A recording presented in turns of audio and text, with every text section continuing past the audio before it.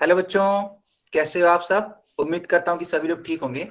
बच्चों, जैसा कि आपको मालूम है कि हम लोग क्लास 9th का मैथ्स पढ़ रहे थे और मैथ्स में भी हम लोग क्या पढ़ रहे थे, तो मेंसुरेशन यानी कि क्षेत्रमिति पढ़ रहे थे। तो चलिए इसी क्रम को हम लोग आगे बढ़ाते हैं और पढ़ना स्टार्ट करते हैं आज की क्लास को। आपने पिछले क्लास में देखा होगा कि हम लोगों ने समलंब चतुर्भुज के परिमाप और इसके क्षेत्रफल के बारे में सीखा था। तो आइए इसको रिवाइज करते हैं। एक समलंब चतुर्भुज यानी कि ट्रेपेजियम क्या होता है। तो इस प्रकार जो मैं आकृति बना रहा हूं, समझिएगा ध्यान से। ये आकृति एक ट्रेपेजियम है। मान लेते इसका नाम मैंने रख दिया ABCD। तो ट्रेपेजियम की खास बात ये होती है बच्चों कि इसकी जो दो लाइंस होती हैं, आमने सामने वाली जो भुजाएं होती हैं वे पैरेलल होती हैं और दो भुजाएं पैरेलल नहीं होती हैं। ठीक है। तो अब इसका अगर आपको परिमाप निकालना है तो आप क्या करेंगे, तो आप इन चारों ही भुजाओं को जोड़ देंगे। और अगर इसका क्षेत्रफल निकालना है तो क्या करेंगे, तब उसके लिए एक सूत्र होता है, समझिए। ट्रेपेजियम का सूत्र होता है क्षेत्रफल के लिए A+C/2 इंटू H। जहां पे A क्या है, यह समांतर भुजाओं का योग है। A और C क्या है, आपस में समांतर भुजाएं हैं। अब इनका योग कर दीजिएगा और योग करके हाफ यानी 2 इंटू H क्या है, तो इनके बीच की दूरी है बच्चों। ठीक है, इनके बीच की दूरी है। तो इस प्रकार से आप क्या निकाल सकते हैं, इस वाली आकृति का क्षेत्रफल निकाल सकते हैं, जिसको हम लोग ट्रेपेजियम बोलते हैं। अब अगर सर आपकी आवाज नहीं आ रही। बाकी बच्चे चैट बॉक्स में लिख करके बताएंगे कि क्या मेरी आवाज आ रही है। तो जिस बच्चे को अभी को दिक्कत हो रही थी वह क्लास को एक बार रीज्वाइन कर लीजिए, क्योंकि मेरी आवाज सही से आ रही है। ठीक है। तो देखो, अब अगर बात करें इसके परिमाप के बारे में, तो परिमाप क्या होता है, चारों ही भुजाओं का योग। यानी कि इन चारों ही भुजाओं को जोड़ दीजिए, AB+BC+CD+DA। तो ये होता है परिमाप का और ये होता है क्षेत्रफल का सूत्र। चलो बच्चों बताओ, क्या आपको ये क्लियर हुआ।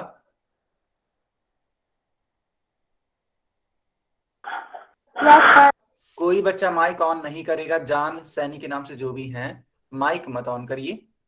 अगर आपको कुछ पूछना है तब आप माइक ऑन कर सकते हैं, अगर कुछ डाउट है तो। चलो, तो अब आपकी स्क्रीन पे एक प्रश्न आने वाला है। ये रहा आपकी स्क्रीन पे एक प्रश्न, इसको हल करिए और इसको हल करने के बाद इसका उत्तर आप लोग पोल सेक्शन में दीजिएगा बच्चों। ठीक है, सारे बच्चे इसको हल करने के बाद इसका उत्तर पोल सेक्शन में देंगे।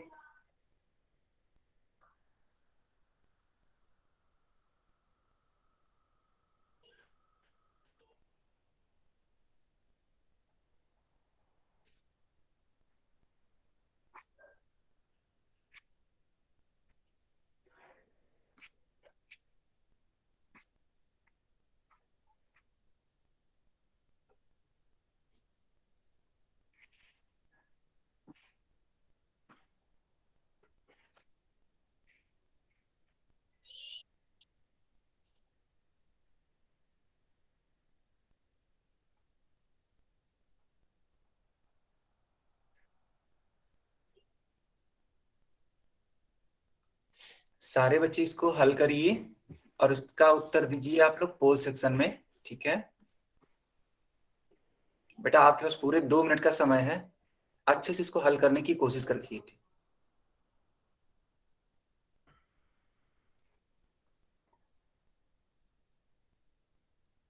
सर आपने ये क्वेश्चन सैटरडे को भी दिया था। इसीलिए तो ये रिकॉल टेस्ट है बेटा।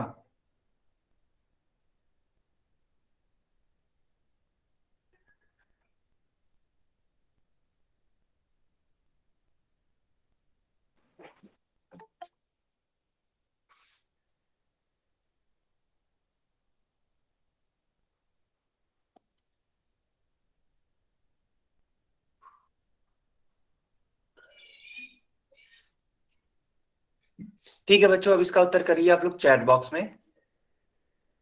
इसका उत्तर आप लोग दे सकते हैं चैट बॉक्स में। ठीक है,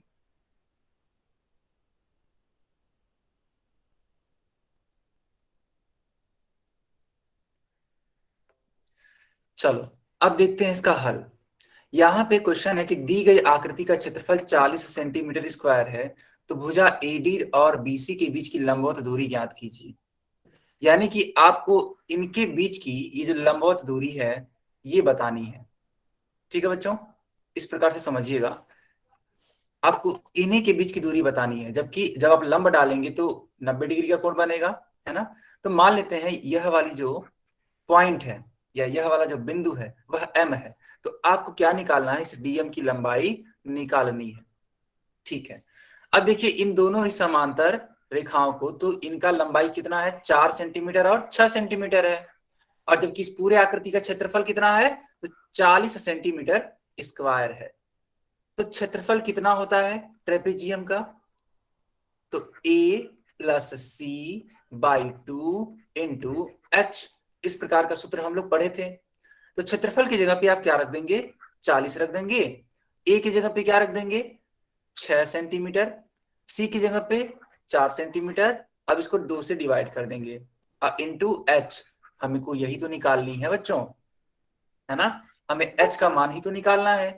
अब h का मान निकालने के लिए आप क्या करेंगे, देखिए आप 6 और 4 को जोड़ दीजिए तो आप पाएंगे 10, 10 को 2 से डिवाइड कर दीजिए इस प्रकार से, और डिवाइड करने पर यह आएगा 5, क्योंकि यहाँ पे 10 को डिवाइड करेंगे 2 से तो 5 ही आएगा, और आपके लेफ्ट हैंड साइड में क्या लिखा हुआ है, 40।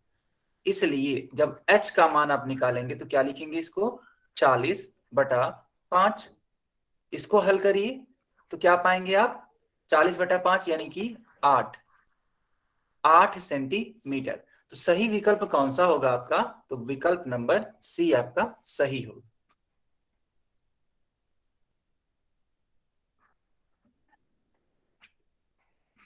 सारे बच्चों को मेरी आवाज आ रही है,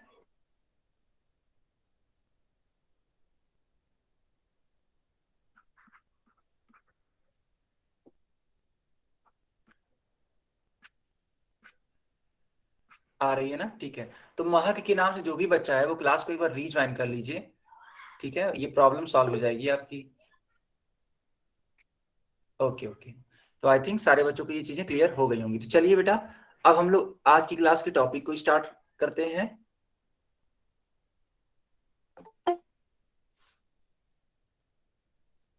तो आज का हमारा टॉपिक है जटिल आकृतियों के क्षेत्रफल, इसको इंग्लिश में बोलते हैं एरिया ऑफ कॉम्प्लेक्स शेप्स। ठीक है बच्चों, अब हम लोग ये पढ़ना स्टार्ट करते हैं। क्या होता है जटिल आकृतियां, इनके बारे में सबसे पहले जान लीजिए। देखो, दो या दो से अधिक सरल आकृतियों से मिलकर जो बनी हुई आकृति होती है उसी को बोलते हैं जटिल आकृति। आप इसको एक चित्र के माध्यम से समझने का प्रयास करिए। ये जो आपके लेफ्ट हैंड साइड पे बना हुआ है पेंटागन यानी कि पंचभुज, यह एक जटिल आकृति है। मैं ऐसा क्यों कह रहा हूं कि यह एक जटिल आकृति है, इस बात को समझने का प्रयास करिएगा। जब आप इसको ध्यान से देखेंगी तो आप इसको ब्रेक कर सकते हैं दो सरल आकृतियों में। देखिए यहां पे मैंने एक रेड कलर से लाइन बना दी, यानी कि यह जो पंचभुज है मैंने इसको दो भागों में बांट दिया, एक भाग ऊपर की तरफ है बच्चों और एक भाग नीचे की तरफ है। ठीक, तो जो पहला वाला भाग है वह बिल्कुल त्रिभुज की तरह दिख रहा है और जो दूसरा वाला भाग है वह चतुर्भुज की तरह दिख रहा है, और इन दोनों के बारे में ही हम लोग सीख कर आ रहे हैं। तो ये दोनों ही आकृतियां क्या कहलाती हैं, सरल आकृतियां कहलाती हैं।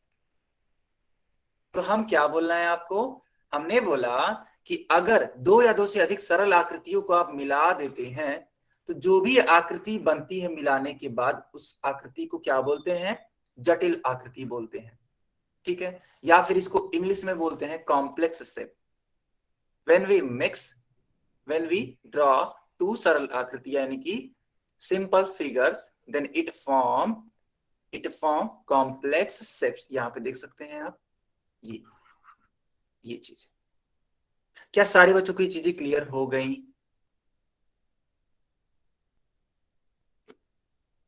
ठीक है, अच्छा, अब यहाँ पे खास बात यही है, ठीक है, यहाँ पे ध्यान देने वाली बात ये, खास बात ये है कि जब आप इसका क्षेत्रफल निकालते हैं, एक जटिल आकृति का बेटा क्षेत्रफल निकालते हैं, तो वह कैसे निकलता है, इसको आप ब्रेक कर लीजिए दो सिंपल फिगर्स में, या फिर अगर दो से अधिक हो रहा है तो भी चलेगा। कोई ऐसा इशू नहीं है। अगर दो से अधिक सिंपल फिगर्स हैं, दो से अधिक सरल आकृतियां हैं, अगर उसमें ब्रेक हो रही हैं तो कोई दिक्कत नहीं है, आप उनको ब्रेक कर लीजिएगा और अलग अलग उनके क्षेत्रफलों को निकाल लीजिएगा, उनके एरियाज को निकाल लीजिएगा, ठीक है। और अंत में, ठीक है, लास्ट में इन दोनों को ही क्या कर दीजिएगा, ऐड कर दीजिएगा, तो आपको उस कॉम्प्लेक्स शेप का, आपको उस जटिल आकृति का क्षेत्रफल मिल जाएगा। मैं ये क्या कर रहा हूं, इसको एक एग्जाम्पल के थ्रू समझने का प्रयास करिए। जैसे कि मान लेते हैं, मैंने कहा कि आप इस पंचभुज का क्षेत्रफल निकालिए, ठीक है, ये आपसे मैंने एक सवाल दे दिया और मैंने आपसे बोला कि यह दो आकृतियों से मिलकर बना है, एक है त्रिभुज और एक है चतुर्भुज। त्रिभुज का क्षेत्रफल है 12 सेंटीमीटर स्क्वायर हेलो और सर। चतुर्भुज का क्षेत्रफल है 16 सेंटीमीटर स्क्वायर। समझिएगा बच्चों, हमने कहा कि यह जो जटिल आकृति है, यानी यह जो कॉम्प्लेक्स शेप है, यह दो आकृतियों से मिलकर के बना है। एक है ट्रायंगल और दूसरा है क्वाड्रिलेटरल। ट्रायंगल के लिए एरिया हमने दे दिया 12 सेंटीमीटर स्क्वायर और क्वाड्रिलेटरल के लिए हमने एरिया दे दिया 16 सेंटीमीटर स्क्वायर। तो आप बताइए इस जटिल आकृति का, यानी कि इस पंचभुज का, ठीक है, पंचभुज का क्षेत्रफल क्या होगा?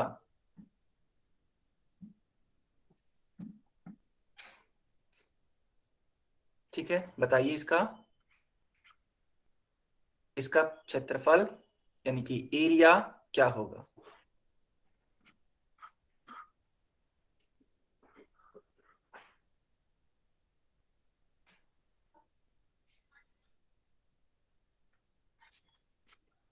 ठीक है, तो मैं देख पा रहा हूं सारे बच्चे सही उत्तर कर रहे हैं। तो आपने क्या किया, आपने इन दोनों ही आकृतियों के क्षेत्रफल को जोड़ दिया। ठीक है बच्चों, क्यों? क्योंकि मैंने यही तो आपको बताया था कि अगर कोई जटिल आकृति है, अब दो या दो से अधिक सरल आकृतियों से मिलकर के बनी है, तो उन सरल आकृतियों के क्षेत्रफलों को हमें क्या करना होता है, जोड़ना होता है। तो इस प्रकार से आप जटिल आकृतियों के क्षेत्रफलों को निकाल सकते हैं। ठीक है, कॉम्प्लेक्स शेप्स को जो भी एरिया आती है वो इस मेथड से आप निकाल सकते हैं। ठीक, आई होप आपको ये चीजें क्लियर हो रही होंगी।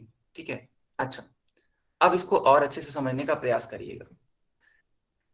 देखिए, हम लोग अब क्या निकालना चाहते हैं, इस वाले पंचभुज का क्षेत्रफल। ठीक है, समझने का प्रयास करिएगा। तो जब ये ए आर देख रहे हैं ना बेटा, ए आर, यह शॉर्ट फॉर्म है किसका, एरिया का। और एरिया का मतलब सभी बच्चे जानते होंगे, हिंदी में इसको क्या बोलते हैं, क्षेत्रफल बोलते हैं। ठीक है, तो यह एरिया का क्या है, शॉर्ट फॉर्म में। तो ये लिखा क्या है, देखो, क्षेत्रफल किसका, पंचभुज का। कैसे निकालेंगे, तो क्षेत्रफल जोड़ देंगे किसका, त्रिभुज का और चतुर्भुज का। यानी कि अगर इसको मैं इंग्लिश में बोलूं तो इसको बोला जा सकता है कि area of pentagon will be equal to area of triangle plus area of quadrilateral. बताइए बच्चों, ये आपको समझ में आया?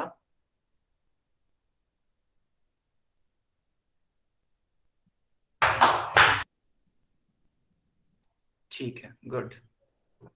सर एक बार दोबारा से बता दो। देखो, मैंने ये कहा कि अगर आप एक, सर एक बार और बता दो। ठीक है मैं दोबारा बता देता हूं।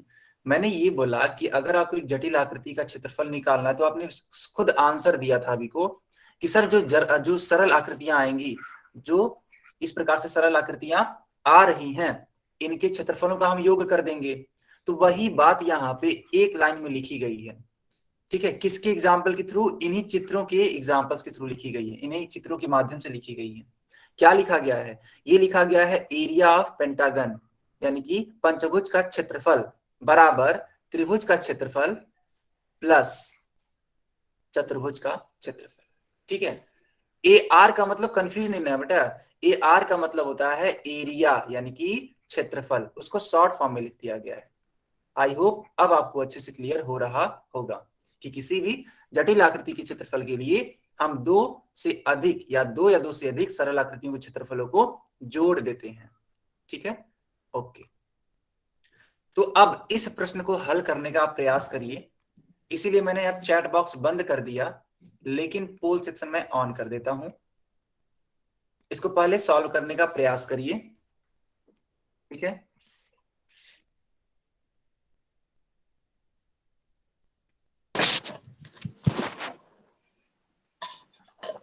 कोई बच्चा अपना माइक ऑन नहीं करेगा। क्वेश्चन नंबर 26 को हल करने का प्रयास करिए और उसका उत्तर दीजिए पोल सेक्शन में।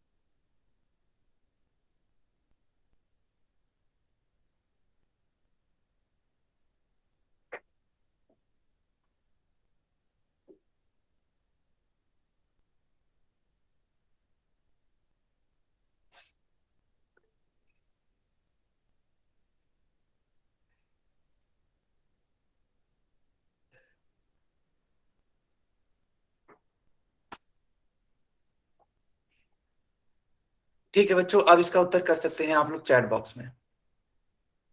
मैंने चैट बॉक्स ऑन कर दिया।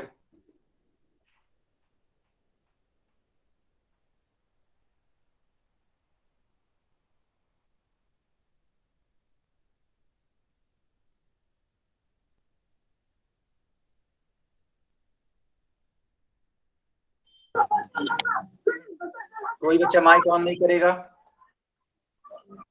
देखो, हम लोग इस प्रश्न को हल करना चाहते हैं और हम लोग क्या निकालना चाहते हैं, तो इस आकृति का क्षेत्रफल। तो यह एक जटिल आकृति है बच्चों, समझिएगा। यह एक कॉम्प्लेक्स शेप है।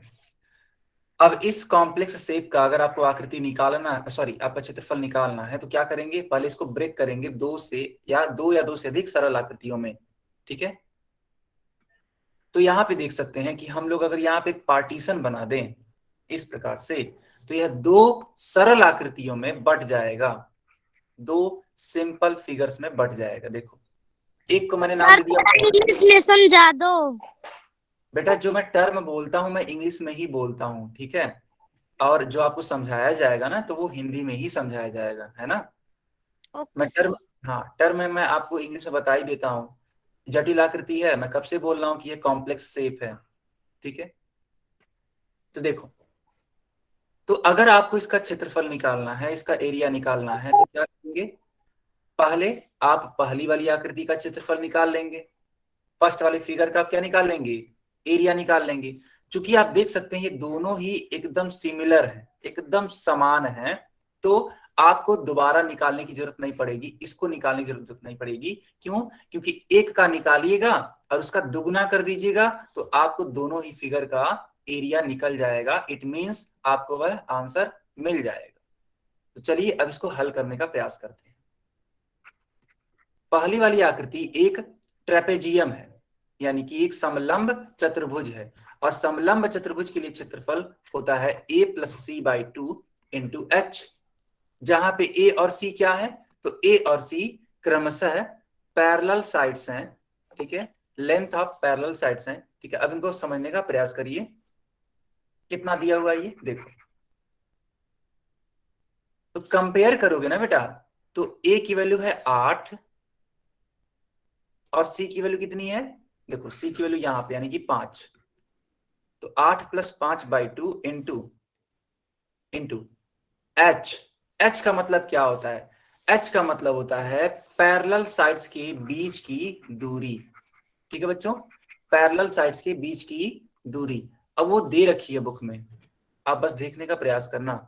यही तो है, दो पैरेलल साइड्स के बीच की दूरी, इतना ही तो हमें निकालना है बेटा। अगर ये मालूम चल जाए तो हम लोग एच की जगह पे रख सकते हैं। तो चूंकि आप देख सकते हैं ये पूरा ये वैल्यू 6 है, यहां से लेकर यहां तक 6 है। तो इतना कितना होगा, तो ये सिर्फ और सिर्फ 3 होगा। क्यों? क्योंकि जब पूरा 6 है तो इसका जस्ट आधा, यानी 6 का आधा 3 सेंटीमीटर। तो h की जगह पे हम लोग क्या रख सकते हैं, 3 रख सकते हैं। ठीक है बच्चों, अब देखो 8 और 5 को जोड़ने पर 13 आता है। 13 का गुणा 3 में कर देंगे बाई 2, यानी 13 तिया 39/2। तो ये तो आया पहली वाली आकृति का क्षेत्रफल। ठीक है, ये पहली वाली आकृति का क्षेत्रफल आया। लेकिन हमें यहीं तो थोड़ी रुकना था, हमें तो पूरी आकृति का क्षेत्रफल बताना है। ठीक है, तो इसका क्या कर देंगे, दुगना कर देंगे। ठीक है, इसलिए कुल क्षेत्रफल सिर्फ और सिर्फ, अभी देखो ये सिर्फ और सिर्फ पहली वाली आकृति का क्षेत्रफल आया है। अगर दोनों आकृतियों के क्षेत्रफल को ज्ञात करना है तो इसका दुगना करना पड़ेगा या फिर इसके क्षेत्रफल को इस क्षेत्रफल में जोड़ना पड़ेगा। ठीक, मैं दुगना कर देता हूं, देखो ऐसे 2 से 2 कैंसिल आउट, इसलिए क्या आएगा, 39 आएगा, यानी कि 39 सेंटीमीटर स्क्वायर। तो आपका सही विकल्प कौन सा होगा, विकल्प नंबर सी। तो विकल्प नंबर सी आपका सही उत्तर होगा। बताइए बच्चों, समझ में आया ये क्वेश्चन? सर एक बार दोबारा से रिपीट करवा दो। ठीक है, मैं रिपीट कर देता हूं। जिन बच्चों को समझ में आ गया वे वाई लिखिए, जिनको नहीं आया वो एन लिख सकते हैं। ठीक है, आ गया, गुड। तो जिन बच्चों को नहीं आया वे स्क्रीन पर दोबारा देखेंगे। देखिए बच्चों, हमने क्या बोला आपसे, हमने आपसे ये बोला कि इन भागों का क्षेत्रफल हमें निकालना है। सबसे पहले और दूसरे भाग का क्षेत्रफल। तो आप देख सकते हैं जो पहला भाग है और जो दूसरा भाग है वो दोनों एकदम समान है ना, सिमिलर जिसको बोल सकते हैं। तो अगर हम एक का क्षेत्रफल निकाल लें तो दूसरे वाले आकृति का क्षेत्रफल अपने आप निकल जाएगा, क्योंकि उतने के ही बराबर होगा।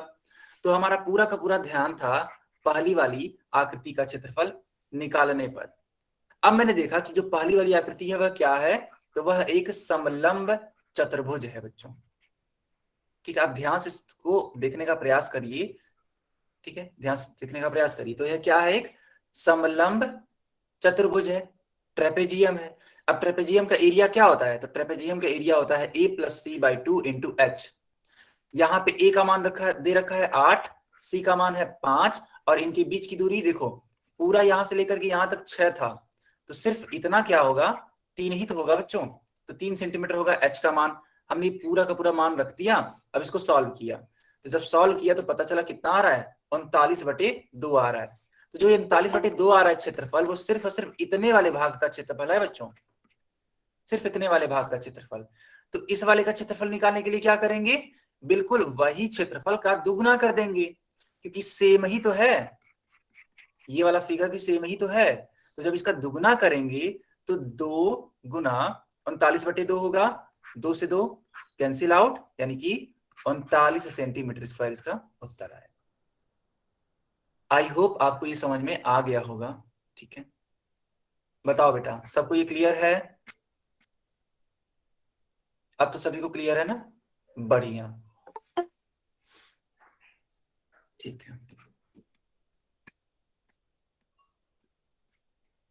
ठीक है बच्चों, अब हम लोग अपने अगले टॉपिक पे बढ़ते हैं। तो अब हम लोग का टॉपिक है सर्वांगसम आकृतियों का क्षेत्रफल। इसको इंग्लिश में क्या बोलते हैं, तो इसको इंग्लिश में बोलते हैं एरिया ऑफ कन्ग्रुएंट फिगर्स। ठीक है, अब हम लोग ये टॉपिक पढ़ने वाले हैं, तो ध्यान दीजिए, सारे बच्चे ध्यान देंगे, अपनी स्क्रीन पर देखिए। यहां पे बेटा हम लोग सबसे पहले देखेंगे कि क्या होता है कन्ग्रुएंट फिगर, और तब जाके इसके क्षेत्रफल के बारे में बात करेंगे। लेकिन सबसे पहला काम हमारा होगा कि सर्वांगसम आकृतियां होती क्या है। तो आप सर आपका पेज दिख रहा है सर, क्वेश्चन नहीं दिख रहा। आपको मेरी स्क्रीन नहीं दिखाई दे रही है? सारे बच्चे बताएंगे कि क्या मेरी स्क्रीन दिखाई दे रही है जहां पे मैं क्लास ले रहा हूँ? Yes sir. तो यस सर। जिस बच्चे को अभी को प्रॉब्लम हो रही थी वह क्लास को एक बार रीज्वाइन कर लीजिए।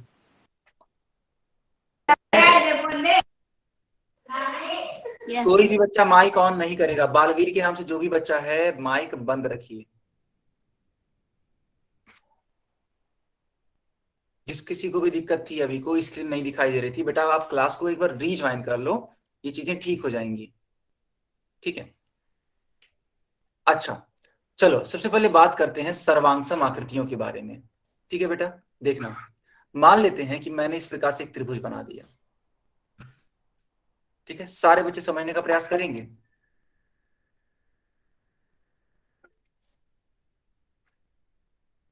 सारे बच्चे इस सवाल को समझने का प्रयास करेंगे। इसका नाम दे दिया मैंने ए बी सी, और इस वाले त्रिभुज का नाम दे दिया मैंने पी क्यू आर। बच्चों मैंने बोल दिया कि ए बी की लंबाई है 6 सेंटीमीटर, बीसी की लंबाई है 8 सेंटीमीटर और एसी की लंबाई है 5 सेंटीमीटर। ठीक इसी प्रकार मैंने पी क्यू का लंबाई यहां पे दे दिया 6 सेंटीमीटर, क्यू आर का लंबाई 8 सेंटीमीटर और पी आर का लंबाई 5 सेंटीमीटर। तो आप मुझे बस इतना बता दो कि ये दोनों ही आकृतियां हूबहू एक जैसी हैं या नहीं है, वाई या एन लिख करके बताइए। बिल्कुल एक जैसी हैं या नहीं है?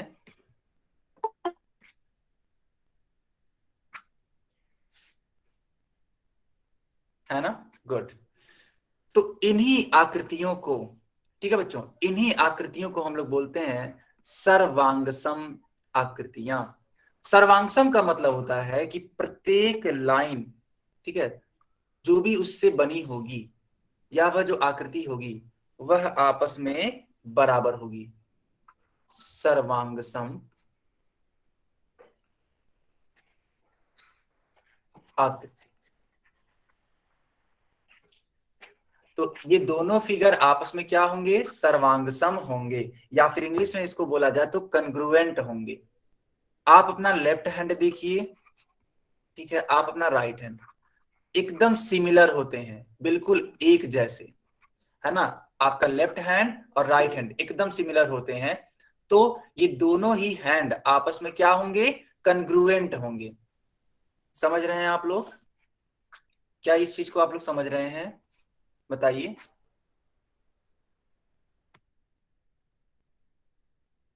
ठीक है, गुड। तो हम लोगों ने क्या सीखा? हम लोगों ने सर्वांगसम आकृतियों के बारे में सीखा कि सर्वांगसम आकृतियां ऐसी आकृतियां होती हैं जो बिल्कुल एक जैसी होती हैं, उनमें जरा सा भी अंतर नहीं होता है। तो जब ऐसी आकृतियां आएंगी तो आपको उनका नाम देना पड़ेगा सर्वांगसम आकृति, या फिर इंग्लिश में कन्ग्रुएंट फिगर्स।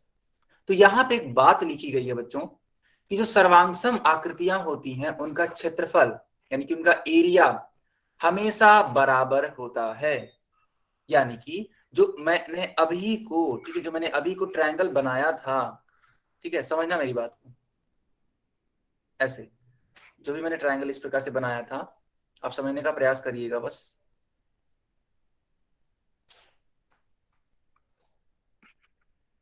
ठीक है, इस प्रकार से अगर मैं आपसे बोलूं कि त्रिभुज ए बी सी का क्षेत्रफल है 15 सेंटीमीटर स्क्वायर, तो बताइए बच्चों त्रिभुज पी क्यू आर का क्षेत्रफल कितना होगा अगर ये दोनों सर्वांगसम है? अगर त्रिभुज ए बी सी का क्षेत्रफल 15 सेंटीमीटर स्क्वायर है तो त्रिभुज पी क्यू आर का क्षेत्रफल कितना होगा? बहुत ही बढ़िया। ठीक है, तो जो बच्चे आंसर कर रहे हैं कि 15 होगा सर, उनका उत्तर सही है। क्यों सही है? क्योंकि मैंने अभी को सिखाया कि सर्वांगसम आकृतियों का क्षेत्रफल हमेशा बराबर होता है। ठीक है, गुड। अब देखो यहां पे दो त्रिभुज बने हुए हैं, आपकी स्क्रीन पे दो त्रिभुज बने हुए हैं। आप इनको पहचानिए कि क्या ये पहले सर्वांगसम है या नहीं है। अगर सर्वांगसम होंगे तो वाई लिखिएगा चैट बॉक्स में, और अगर नहीं होंगे तो एन लिखिएगा। पहचानिए कि क्या ये सर्वांगसम है।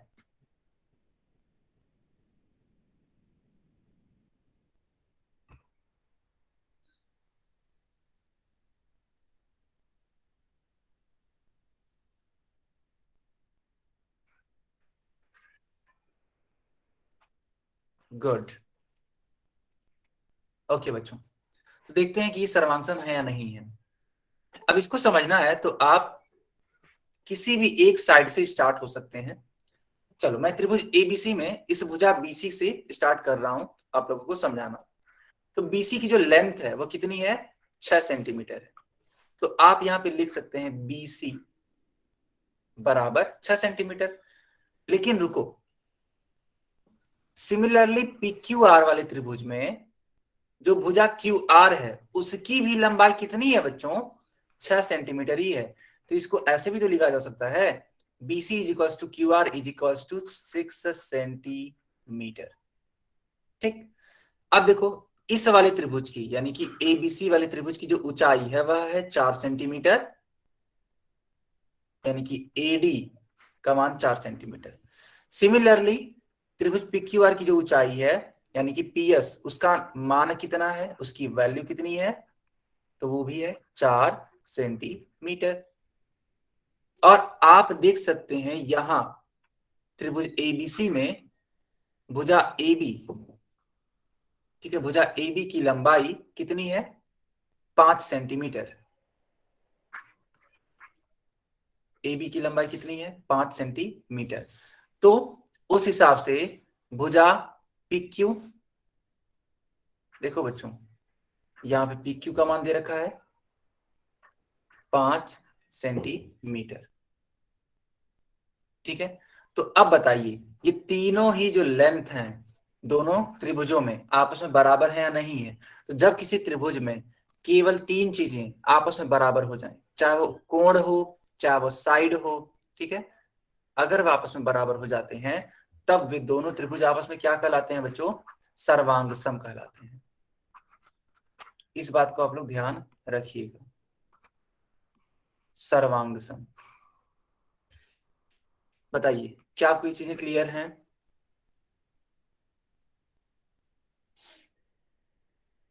Yes sir. गुड। तो अगर सर्वांगसम है ये दोनों ही फिगर्स, तो बताइए इनके क्षेत्रफल आपस में बराबर होंगे या नहीं होंगे? होंगे सर। Yes sir. होंगे, ठीक है, गुड। अब बच्चों देखो, जब दो त्रिभुज आपस में सर्वांगसम होते हैं तो इनको दिखाने का तरीका क्या होता है? देखो यहाँ पे त्रिभुज ABC सर्वांगसम था त्रिभुज PQR की। तो सर्वांगसम का जो चिन्ह होता है, जो साइन होता है, वो ऐसे बनाते हैं। ठीक है, तो जब कोई भी दो फिगर आपस में सर्वांगसम होंगे तो कैसे बनाएंगे? पहले आप इक्वल का साइन बनाइएगा और उसके ऊपर इस प्रकार से बना दीजिएगा। तो यह क्या शो करता है? तो यह शो करता है कि वह दोनों आकृतियां आपस में क्या होंगी? सर्वांगसम होंगी। इसलिए देखो मैंने यहाँ पे एक ऐसा साइन बनाया हुआ है। तो इस साइन को आप अच्छे से देख लीजिए कि मैंने किस प्रकार से बनाया है और इसका महत्व क्या है। तो चाहो तो आप इसको नोट कर सकते हो। ठीक है, नहीं बच्चा ये क्लास तो 7 बजे से ही स्टार्ट है। ठीक है, ये जो क्लास टाइम है जिस निर्धारित टाइम पे होती है वैसे ही हो रही है, होंगी।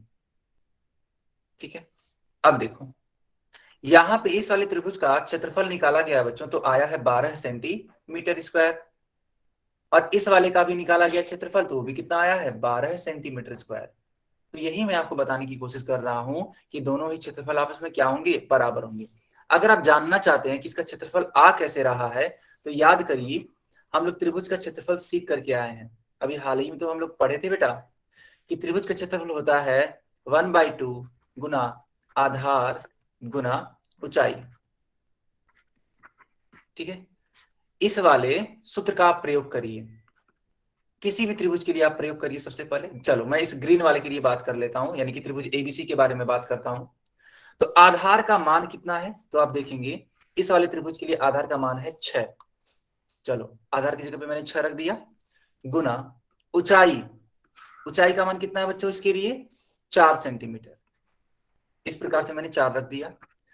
6 का गुणा 4 में कर देंगे कितना आता है? तो 6 गुना 4 यानी कि 24, और 24 को 2 से भाग देने पे कितना आता है? 12।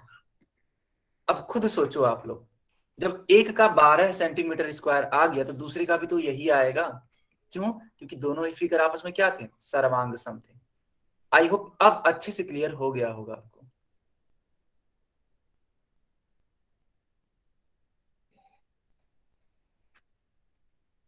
ठीक है, सर एक बार दोबारा से बता दो।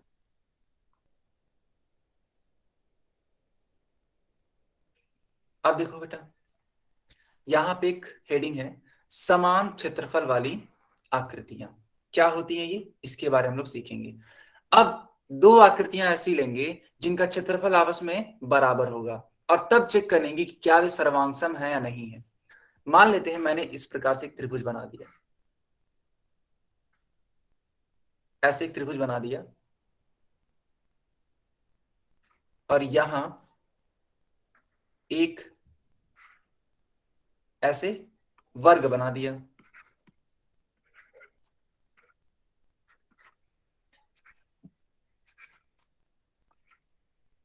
ठीक है बच्चों, एक ट्रायंगल है PQR, ठीक है, समझने का प्रयास करिएगा। एक ट्रायंगल है PQR और एक स्क्वायर है, वर्ग है ABCD। और मैंने आपसे बोल दिया, ठीक है समझिएगा, मैंने आपसे बोल दिया कि इसका वर्ग का एरिया 18 सेंटीमीटर स्क्वायर है, और इस त्रिभुज का भी क्षेत्रफल यानी कि एरिया 18 सेंटीमीटर स्क्वायर है। तो आप बताइए क्या ये दोनों आकृतियों का क्षेत्रफल बराबर है या नहीं है? पहले इतना बताइए, y या n?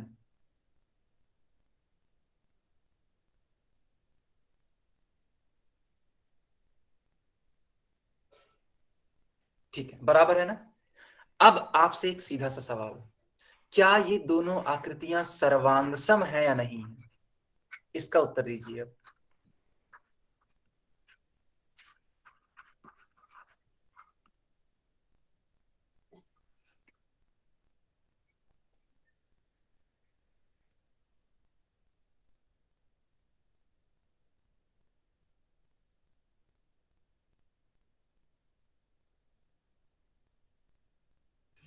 ठीक है, तो सारे बच्चों ने देख लिया कि ये कोई जरूरी नहीं है कि अगर क्षेत्रफल बराबर है तो सर्वांगसम होंगे वो फिगर्स, वह अलग अलग भी हो सकते हैं। तो इस बात का आप जरूर ध्यान रखेंगे कि अगर कोई दो आकृतियां आपस में बराबर हैं क्षेत्रफल के मामले में, तो ये जरूरी नहीं है कि वे सर्वांगसम हो। लेकिन अगर दो आकृतियां सर्वांगसम है तो ये पक्की बात है कि वे आपस में क्षेत्रफल के मामले में बराबर होंगे।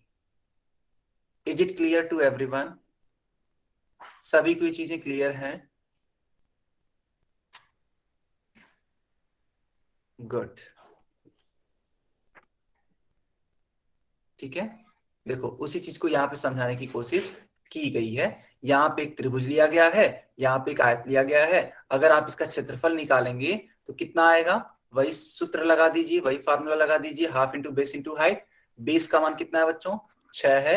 हाइट का मान कितना है, 4 है। 6 गुना 4 यानी कि 24, और इसको 2 से डिवाइड करेंगे यानी कि कितना आएगा। आप देखो इसको हल करोगे ना, ऐसे लिखोगे और अंत में क्या आएगा, 12 सेंटीमीटर स्क्वायर आएगा। यहाँ पे ये एक आयत बना हुआ है। अब इस आयत का क्षेत्रफल क्या होता है, लंबाई गुना चौड़ाई। तो इसका क्षेत्रफल कितना आएगा बच्चों, 4 गुना 3 यानी कि 12। ये भी 12 सेंटीमीटर स्क्वायर आ रहा है, ये भी 12 सेंटीमीटर स्क्वायर आ रहा है। लेकिन आपको ध्यान होना चाहिए कि ये दोनों ही आकृतियां सर्वांगसम नहीं होंगी, क्योंकि सर्वांगसम होने का मतलब है बिल्कुल एक जैसी आकृति हो, उनकी भुजाएं आपस में बराबर हो, अब वो दिखती भी सेम हो। यहाँ पे तो एक त्रिभुज है, एक त्रिभुज है, और दूसरा क्या है, आयत है, तो ये सर्वांगसम होंगी ही नहीं। तो इस बात का आप बिल्कुल ध्यान रखेंगे, ठीक है। ओके बच्चों, ठीक। अब बताइए, ये जो उदाहरण है, ये जो एग्जाम्पल है आपकी स्क्रीन पर, क्या यह सर्वांगसम है या नहीं है? आप बताइए, क्या ये दोनों फिगर सर्वांगसम है या नहीं है? ये आपके लिए एक एग्जाम्पल है, बताइए। अगर ये आपस में सर्वांगसम है तो y लिखिएगा, और अगर नहीं है सर्वांगसम तो n लिखिएगा। गुड,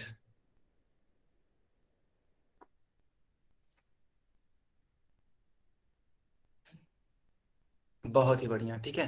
तो आप देख पा रहे होंगे, देखिए आप देख पा रहे होंगे कि ये वाली जो आकृति है, पहली वाली जो त्रिभुज है, उसकी जो ऊंचाई है वो 4 सेंटीमीटर है, और इस वाले त्रिभुज का जो ऊंचाई है वह कितना है, 6 सेंटीमीटर है। तो इनकी ऊंचाई ही अलग अलग हो गई। तो जब ऊंचाई अलग अलग हो गई बच्चों, इसका मतलब यह है आपस में सर्वांग नहीं है। ठीक है, या फिर इनके आधार को देख लीजिए, इसका आधार था 6 सेंटीमीटर और इसका आधार कितना है 4 सेंटीमीटर, यानी ये भी चीज अलग है।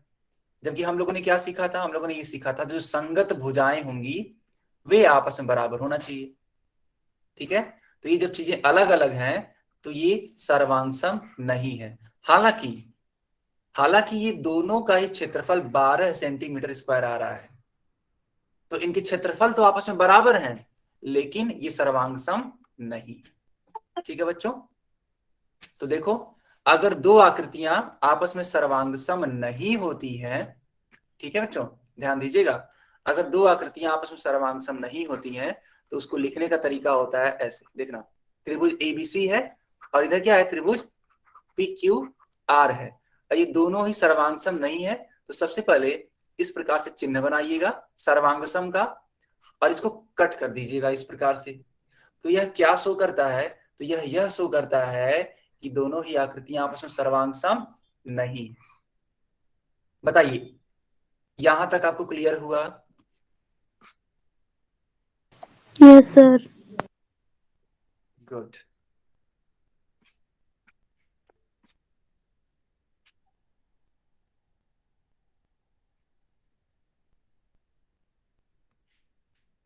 चलो अब आपकी स्क्रीन पे कुछ प्रश्न आएंगे, इसको हल करने का प्रयास करिए।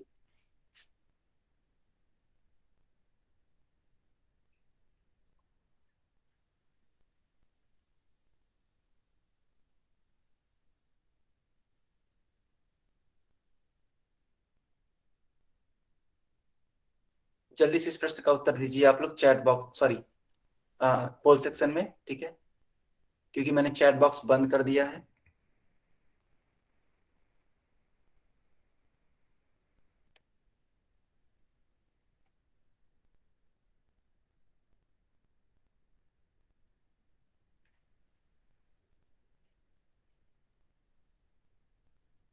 सारे बच्चे इसका उत्तर करिए आप लोग पोल सेक्शन में।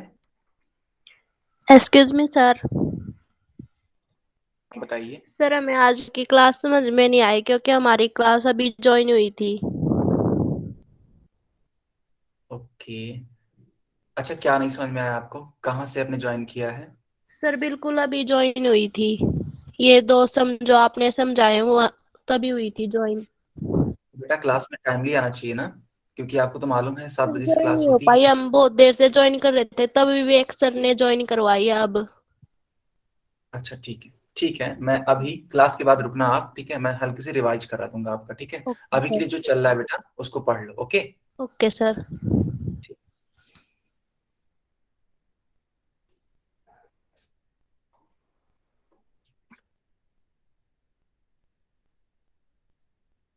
चलो बच्चों अब इसका उत्तर दीजिए आप लोग चैट बॉक्स में।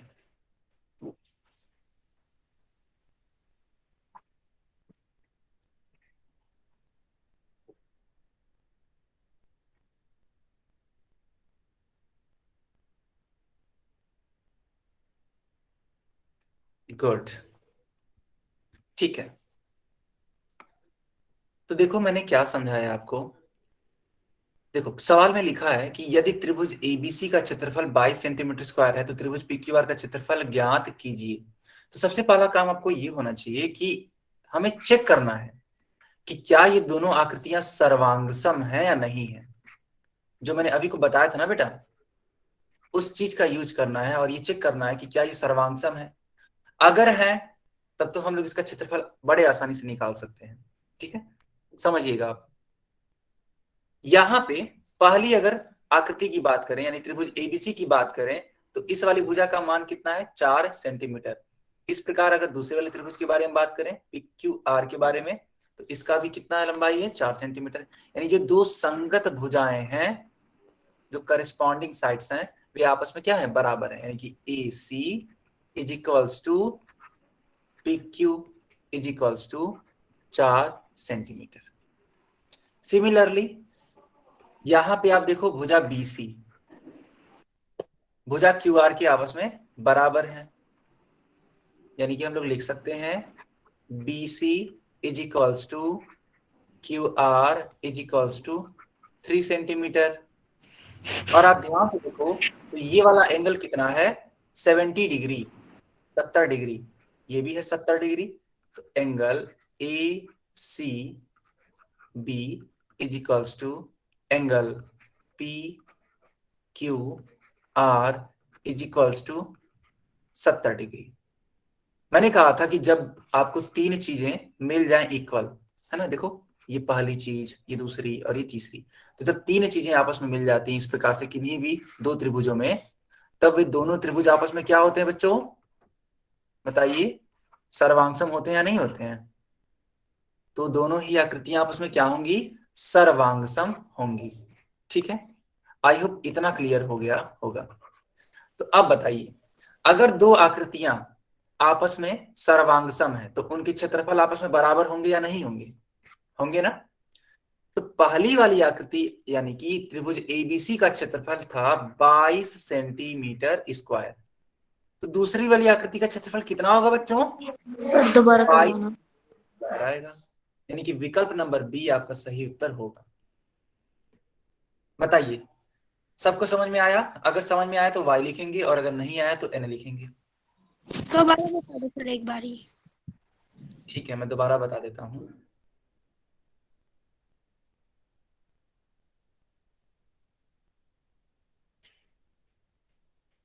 ओके, चलो। तो जिन बच्चों को नहीं समझ में आया मैं उनके लिए दोबारा बता रहा हूं। देखो मैं क्या बताना चाह रहा हूं, हमें यहां पे सबसे पहले ये पता करना होगा कि क्या ये दोनों त्रिभुज आपस में सर्वांगसम हैं।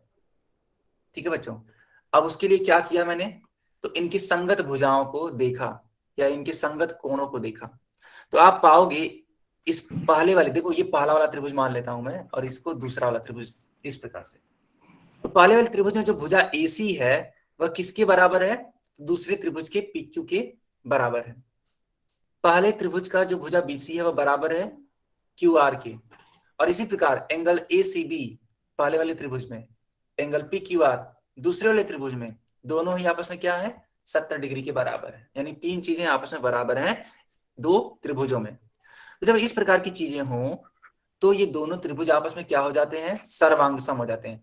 सर्वांगसम का मतलब है बिल्कुल आइडेंटिकल, एकदम एक जैसे, हूबहू वैसे का वैसा ही।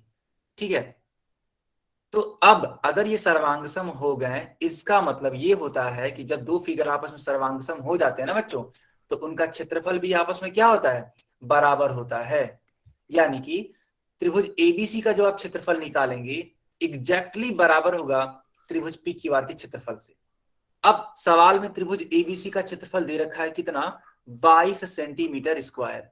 तो आप खुद सोचो, अगर इसका क्षेत्रफल 22 सेंटीमीटर स्क्वायर है और ये दोनों आकृतियां आपस में सर्वांगसम है, तो इसका भी क्षेत्रफल कितना आएगा, 22 सेंटीमीटर स्क्वायर आएगा।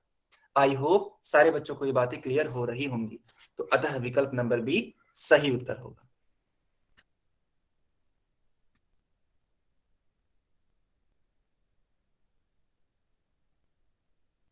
बहुत ही बढ़िया। ठीक है, गुड।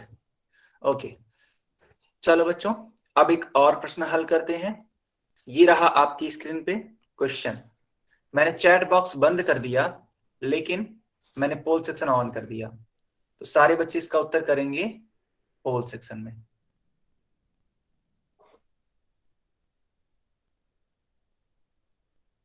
बहुत ही अच्छा सा सवाल है, इसको हल करने का प्रयास करिए। सर क्वेश्चन दिखाई नहीं दे रहा। क्वेश्चन दिखाई नहीं दे रहा। सारे बच्चे बताइए, क्या आपको क्वेश्चन दिखाई दे रहा है? Yes sir. दिखाई दे, ठीक है यस ठीक है सर। ठीक है। Yes sir. Yes mike sir. Yes sir. बंद कर लो, माइक बंद कर लो। ठीक ठीक ठीक ठीक। Yes sir. तो जिस बच्चे को अभी को दिखाई नहीं दे रहा था वो क्लास को एक बार रीज्वाइन करो। ओके,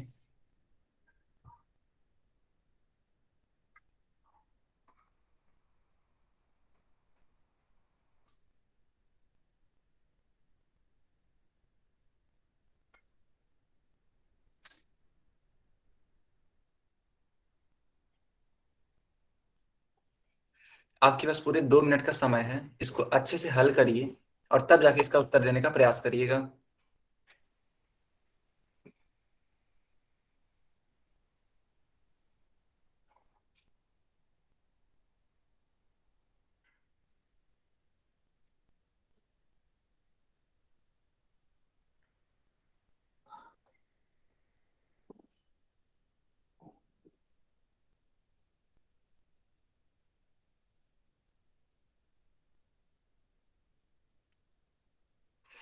ठीक है बच्चों, मैंने अब चैट बॉक्स ऑन कर दिया है। अब आप इसका उत्तर दे सकते हैं चैट बॉक्स में।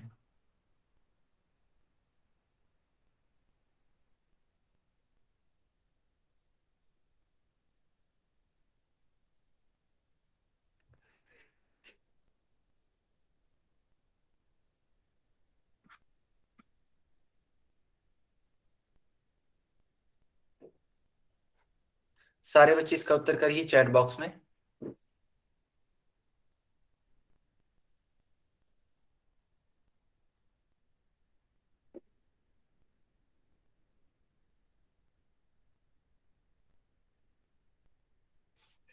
चलो, कुछ ही बच्चे हैं जिन्होंने सही उत्तर किया है, लेकिन हाँ देखो, जीत सिंह के नाम से एक बच्चा है, इन्होंने सही उत्तर किया है। Yes yes.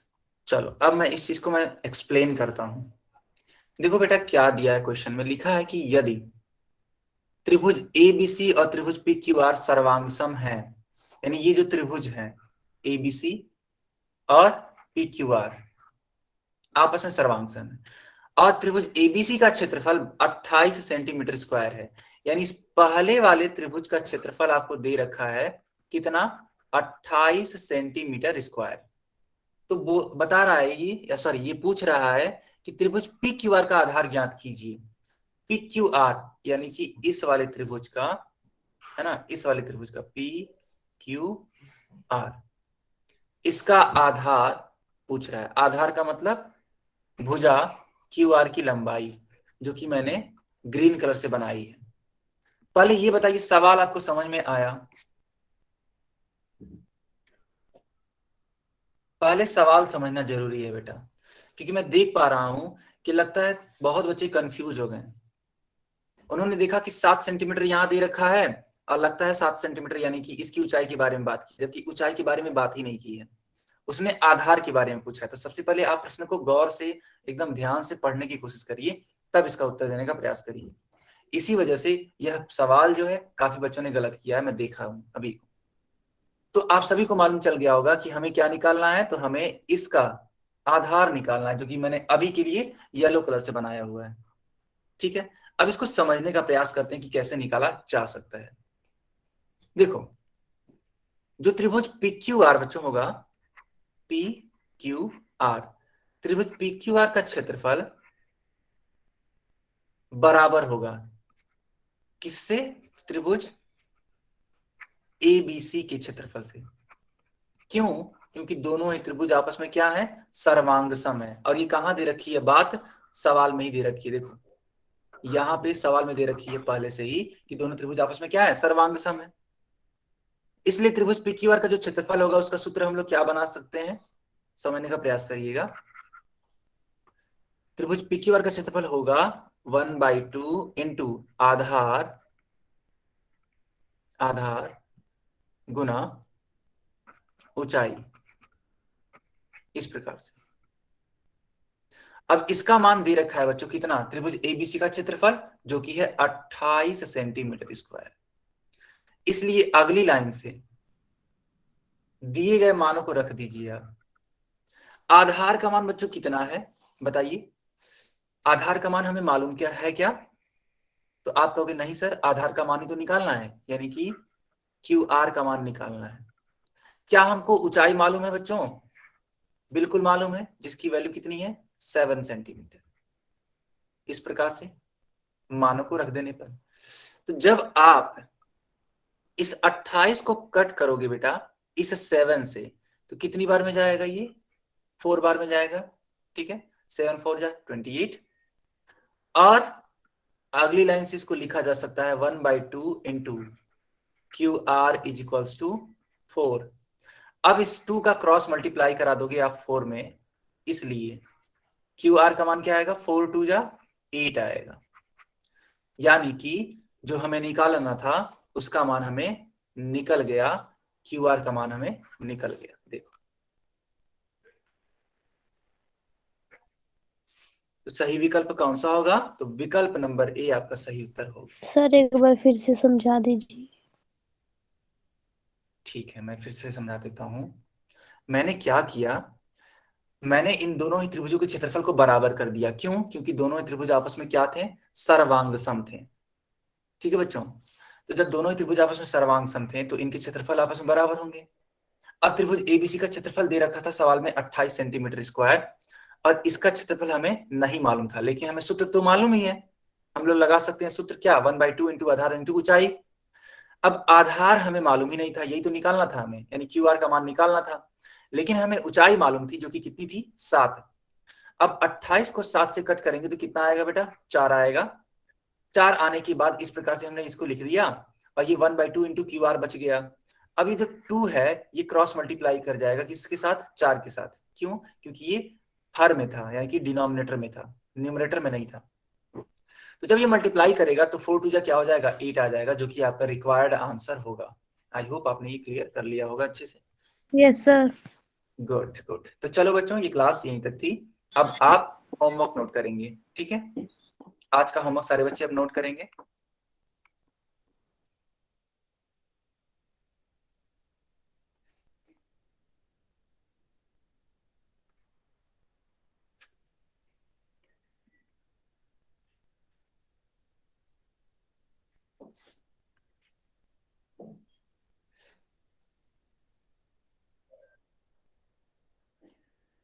बताइए बच्चों, क्या आपको मेरी स्क्रीन दिखाई दे रही है होमवर्क वाली?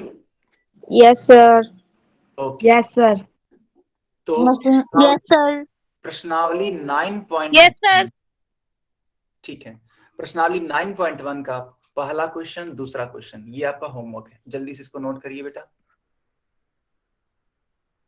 पेज नंबर भी मैं बता देता हूं, देखो यह है क्वेश्चन कहां पे, तो पेज नंबर 124।